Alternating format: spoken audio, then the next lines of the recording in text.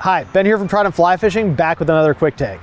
Today we're going to be taking a look at one of my own personal rods, the Hardy Ultralite 10-foot 5-weight, which is, in my opinion, the best 10-foot 5-weight ever built. Now, before I dive into this particular rod, I want to talk a little bit about the 10-foot 5-weight and why you might want one.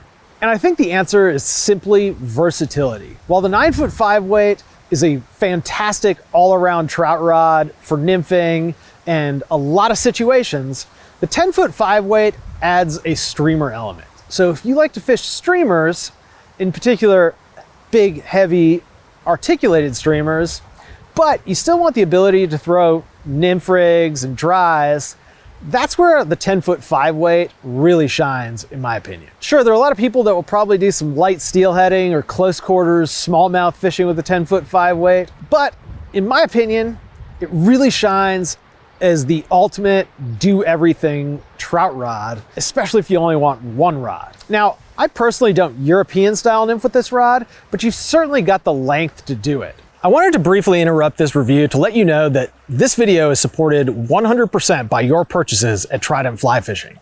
So if you're in the market for some new tackle, check us out at tridentflyfishing.com. But now let's get back to this ultralight. If you take a stroll back through the history of Trident, you'll probably remember that we did a 10-foot 5-weight mini shootout. And in that shootout, the Hardy Zephyrus, the predecessor to this rod, was the winner. And I fished that rod extensively. It had all of the properties you want for a great 10-foot 5-weight. Namely, you can throw a big streamer, you can throw a great nymph rig, you can throw a dry, and it's still really fun to fish. So when this rod came out, I grabbed it and sort of didn't really trust it. It was a little bit too new, a little bit untested, but ultimately I was able to get this out on the water, test it, and it has totally replaced the Zephyrus in my quiver. And the reason is pretty simple. This rod does everything the Zephyrus did, but it's way lighter. While the Zephyrus sort of mostly felt like a trout rod, this rod really feels like a trout rod. It is an insanely lightweight 10-foot 5-weight.